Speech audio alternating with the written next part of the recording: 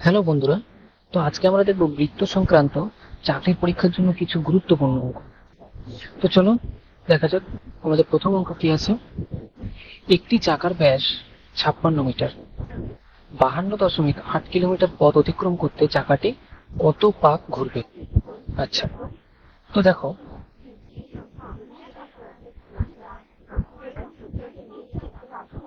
আমি যদি এখানে একটা বৃত্ত বা চাকা আঁকি, এটার কি বলে দিয়েছে আমাদের?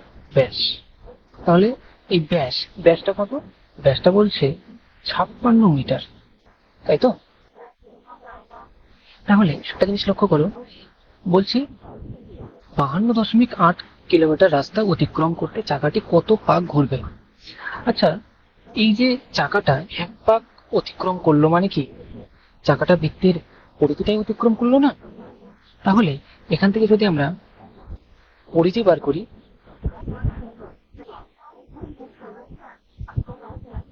পরিধি, তাহলে পরিধি বার করার ফর্মুলা আমরা কি জানি? পাই ইন্টু ব্যাস। এবার তোমরা অনেকে বলতে পারো, বৃত্তের পরিধি বার করার ফর্মুলা তো 2 পাই আর জানি। বৃত্তের পরিধি বার করার ফর্মুলা 2 পাই আর, সেটা বের করলেও আমরা যে অ্যান্সার পাবো বৃত্তের পরিধি পাই ইন্টু ব্যাস, এটা করলেও আমরা একই অ্যান্সার পাবো। দেখো, কোথাও যদি ব্যাস দেওয়া থাকে তাহলে তোমরা ডিরেক্ট এই ফর্মুলা দিয়ে করে দিতে পারো, না হলে ওই ফর্মুলা দিয়েও করতে পারো 2 পাই আর। তাহলে কি করতে হবে? ব্যাস থেকে তোমাদের ব্যাসার্ধ বার করতে হবে। তার মানে কি ব্যাসকে আমরা 2 দিয়ে ভাগ করব, তাহলে আমরা ব্যাসার্ধ পাবো, তাই তো? তাহলে এখানে কি হচ্ছে, পায়ের মান আমরা এখানে বসিয়ে দেবো 22/7, 22/7 ইন্টু ব্যাসের মান আমরা কত জানি? 56, তাই তো? মিটার। তাহলে এটা আমরা যদি কাটাকুটি করি, 7 8 56, এটা কত হচ্ছে? 176 মিটার, তাই তো? এই যে 176 মিটার যে কভার করছে, তাহলে এটা এক পাক ঘোরার ফলে এই ডিস্টেন্সটা আমাদের কভার করছে, তাই তো? তাহলে বলছে 52.8 কিলোমিটার এই রাস্তাটাকে অতিক্রম করতে চাকাটির কত পাক ঘুরতে হবে, বা চাকাটি কত পাক ঘুরবে, তাই তো?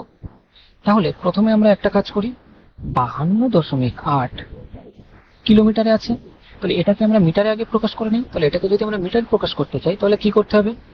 52.8 ইন্টু 1000, তাই তো? কিলোমিটার থেকে মিটারে প্রকাশ করতে গেলে কি 1000 দিয়ে গুণ করতে হয়। তাহলে কত হচ্ছে এখানে? 0.0 মিটার। তাহলে লক্ষ্য করো, আমাদের কি বলেছিল যে এই ডিস্টেন্সটা আমাদের অতিক্রম করতে চাকাটি কত পাক ঘুরবে, তাই তো? তাহলে আমরা আগে কি বার করেছিলাম? বৃত্তের পরিধি কত? 176 মিটার। তাহলে 176 মিটার, এই যে 176 মিটার এই রাস্তাটা অতিক্রম করতে কতটা কবার ঘুরতে হচ্ছে ওই চাকাটি? একবার, তাই তো? একবার 176 মিটার। আচ্ছা, তাহলে তাহলে 52,800 মিটার এই রাস্তাটা অতিক্রম করতে কতবার ঘুরবে ওই চাকাটা? তাহলে 52,800 মিটার ঘুরতে ওই রাস্তা কবার অতিক্রম করবে? 52,800/176, এতবার ঘুরবে, তাই তো? তাহলে এবার যদি এটাকে আমরা কাটাকুটি করি, 176কে 3 দিয়ে চলে যাচ্ছে, 528, 0 মানে 300 বার। তাহলে 52.8 কিলোমিটার রাস্তা অতিক্রম করতে চাকাটি কত পাক ঘুরবে? 300 পাক ঘুরবে, রাইট? আচ্ছা, নেক্সট অঙ্ক কি বলছে? একটি বর্গক্ষেত্রের অন্তর্বৃত্ত ও পরিবৃত্তের ব্যাসার্ধের অনুপাত কত? এই অঙ্কটা কিন্তু অনেকবার এসছে পরীক্ষায়, তো এই অঙ্কটা কিন্তু খুবই গুরুত্বপূর্ণ একটা অঙ্ক। তো চলো দেখি।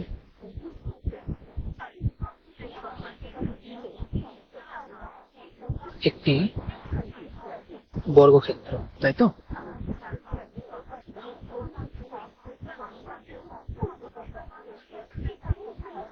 একটি বর্গক্ষেত্র।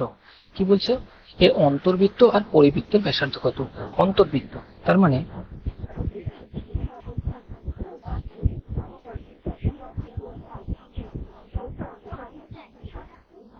অন্তর্বৃত্ত, যে অন্তর্বৃত্তর ব্যাসার্ধ আর আরেকটা বলছে কি, একটা বর্গক্ষেত্র, সেম একটি বর্গক্ষেত্র এর পরিবৃত্ত।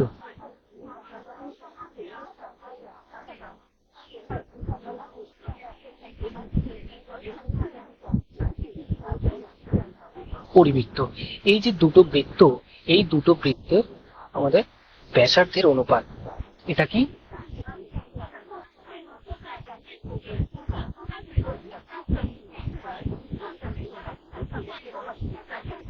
অন্তর্বৃত্ত, এটা পরিবৃত্ত। তাহলে এই যে বর্গক্ষেত্রটা, আমরা এর বাহুটা এটা আমরা এ ধরতে পারি না। তাহলে বাহু যদি এ হয়, এই বর্গক্ষেত্রে বাহুটা কত? বাহু এ। বাহু যদি এ হয়, এটাও তো এ, এটাও এ। এবার ভালো করে লক্ষ্য করো, এই বাহুটা এটা তো আবার বৃত্তের ব্যাস, তাই তো? তাহলে ব্যাস কত হলো? ব্যাস এ। তাহলে ব্যাসার্ধ কত? ব্যাসার্ধ এ বাই 2। এবারে চলে আসছে পরিবৃত্তের ক্ষেত্রে। পরিবৃত্তের ক্ষেত্রে লক্ষ্য করে দেখো, বৃত্তের ব্যাস কোনটা? এটা তো, এটা হলো আমাদের বৃত্তের ব্যাস। আবার এটা কি? এই বর্গক্ষেত্রের কর্ণ না, তাই তো? এই বর্গক্ষেত্রের কর্ণ। তাহলে বর্গক্ষেত্রের বাহু আমরা কত ধরেছিলাম? এ। তাহলে বাহু যদি এ হয়, কর্ণের ফর্মুলা কি? কর্ণ হবে বাহু √2। তাহলে বাহু কত? এ। কর্ণ কত? বাহু √2। এটাই তো ব্যাস। তাহলে ব্যাস কত? বাহু √2। তাহলে এখান থেকে ব্যাসার্ধ কত? এটা যদি ব্যাস হয়, তাহলে ব্যাসার্ধ কত হবে? ব্যাসার্ধ হবে ব্যাস বাই 2। এটা হলো কার ব্যাসার্ধ? পরিবৃত্তের ব্যাসার্ধ। এবার আমাদের কোশ্চেনে বলছে অন্তর্বৃত্ত ও পরিবৃত্তের ব্যাসার্ধের অনুপাত, তাই তো? তাহলে অতএব